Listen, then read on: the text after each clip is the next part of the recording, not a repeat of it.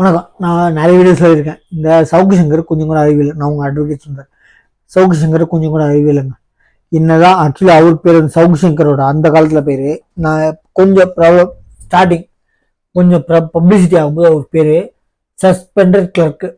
Actually அவர் suspend ஆனவர். யாருன்னா கவர்மெண்ட்லேருந்து ஏற்று கேட்டார். உண்மையாக கேட்டால் சஸ்பெண்ட் பண்ணிடுவாங்க. அதுதான் ஒரு வெளிப்படையாக சொன்ன விஷயம்.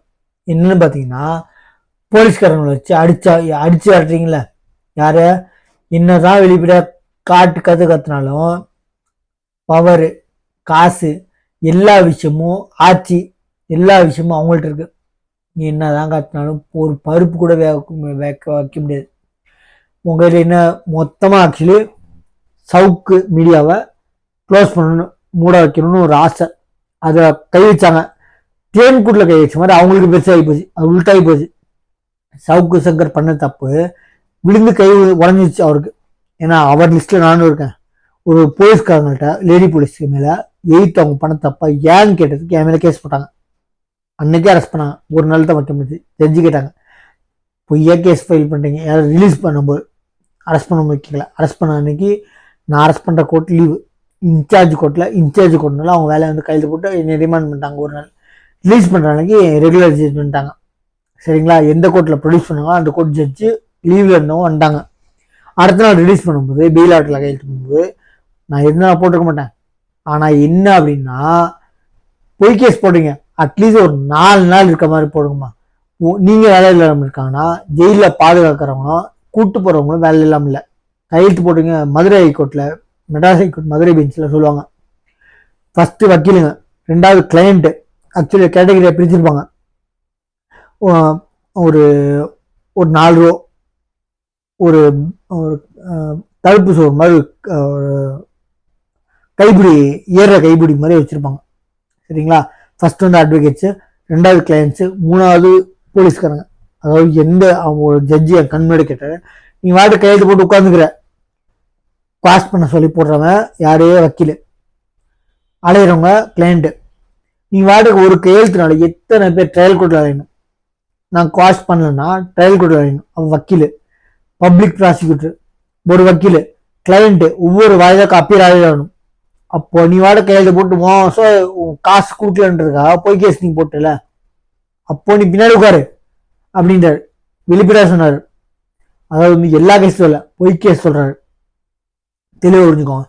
அந்த மாதிரி பொய் கேஸ் போட்டவங்களுக்கு இந்த மாதிரி ஆக்சுவலி என்னன்னு பார்த்தீங்கன்னா, இந்த சவுக்கு சங்கர் மேல எக்கச்சக்கமான கேஸ் போட்டாங்க. முடியல. தேன்கூட்டில் கை வச்சு என்ன ஆகும், அது மாதிரி கை வச்சாங்க. சவுக்கு மீடியாவை ஸ்டாப் பண்ண நினைச்சாங்க. அவர் டபுள் ஆயிட்டாரு. அது பப்ளிசிட்டி கம்மியாக இருந்தாரு. அவங்க எப்போ கை வச்சாங்களோ அப்போ டபுள் ஆயிடுச்சு. எப்போ எப்படி நம்ம தசவாரத்தை ஹோல்ட் பண்ணி ஸ்ட்ரைக் பண்ணி அவங்க ஹிட் பண்ண வச்சாங்களோ, படத்தை விடாம அது என்ன இருக்கு அப்படி என்ன ஸ்ட்ரைக் பண்ணாங்க, விடாம இருக்குன்னு போய் பார்த்தோம்னா விட்டானது அந்த படம். ஆக்சுவலி நார்மலா ஹிட் ஆகிறதுக்கும் ஹோல்ட் பண்ணி நீயாவது பிரபலமாக்குறதும் டிஃபரன்ஸ் இருக்கு. இந்த சவுக்கு சங்கர், பியூஷ் மனுஷ் இவங்கெல்லாம் வந்து எப்படின்னா கத்தி உண்மையை கத்தி ஒன்றும் பிரயோஜனம் இல்லைங்க. வலிக்கு விழுந்து கை உடஞ்சுதான். சவுக்கு சங்கருக்கு போகும்போது வலிக்கு விழுந்து கை உடஞ்சு போயில அந்த மாதிரி வெளிப்படையா ஒரு மீடியாவில் இப்பயும் விட்டுருக்காரு. என் வீட்டில் இந்த மலத்தையும் சாக்கடையை ஊற்றின வீடியோ எடுத்திருக்காங்க. அந்த ஊற்றும்போது அந்த ஆளுதான் கூப்பிட்டு யாரே சிஎம் ஸ்டாலின் அது என்ன கூப்பிட்டு பேசிட்டு இருக்காரு. அப்போ அவர் கேட்குற இப்போ ஒரு வீடியோ போட்டிருக்காரு. அப்போ நான் உனக்கு தெரியல அக்யூஸ்னு யாரையோ கூப்பிட்ட, பொதுமக்களாக இருக்கலாம், யாரையோ கூப்பிட்ட, பார்த்துட்டு ஆரம்பிச்சிட்டேன்.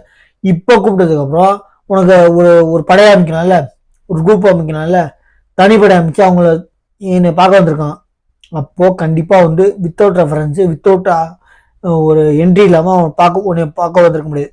அப்போ ஈஸியாக அரெஸ்ட் பண்ணாமே முடிஞ்சு போச்சே வேலை. அதான் சொல்லியிருக்காரு. வித் வீடியோ எடுத்துக்க விட்டுருக்காரு. உனக்கு வந்தவங்க ஆக்சுவலி இந்த அப்புறப்படுத்துதுன்னு சொன்னாங்க. பேர் வந்து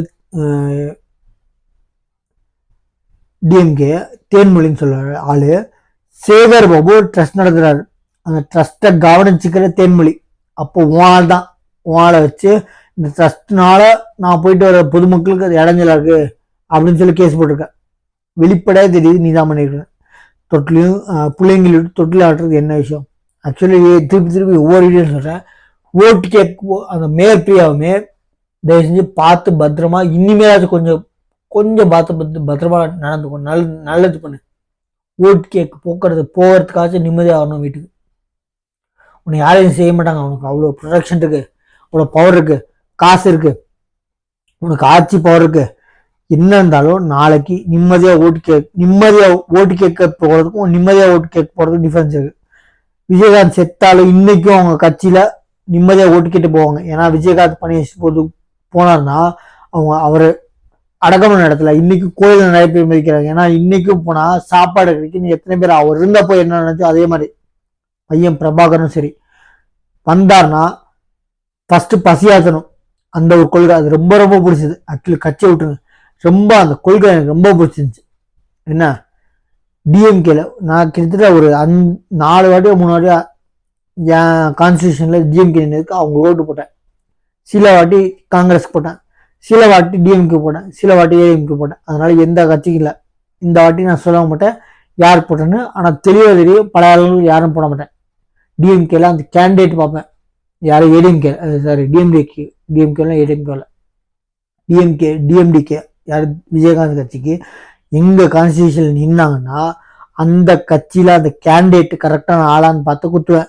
இல்லை அப்படின்னா அந்த என் கான்ஸ்டியூஷன்ல யார் நிற்கிறாங்களோ அவங்க கேண்டிடேட் பக்காவான ஆளுங்களா பார்த்து குத்துவேன். அவ்வளோதான், சரிங்களா? அதனால உங்க ஆளுங்க வச்சு கேஸ் போட்டு நீ சாதிச்சுன்னு நினைக்காத. அதுல பேர் வேற நான் கோர்ட்டு உத்தரவை மதிக்கிறேன் அப்படின்னு சொல்லி கோர்ட்டு இப்போ காட்டாம சொல்லியிருக்காங்க. என்னன்னு பார்த்தீங்கன்னா நைட்டோட நைட்டா போலீஸ் அடிச்சு வரட்டுற அளவுக்கு அவங்க தீவிரவாதி இல்லை. அப்படி காலி பண்றதுக்கு உனக்கு என்ன அவசரம்? அதாவது நைட்டா காலி பண்ணதுக்கு இல்லை, போலீஸ் வச்சு அடிச்சு வரத்துற அளவுக்கு உனக்கு என்ன இம்பார்ட்டன்ஸ் அப்படின்னு கேட்டிருக்காங்க. நீ எந்த கோர்ட்டை உத்தரவை மதிக்கிறேன்னு சொல்ல அதே கோர்ட்டை காட்டமா கேட்டிருக்காங்க. இப்ப பதில் சொல்லு. தேங்க்யூ.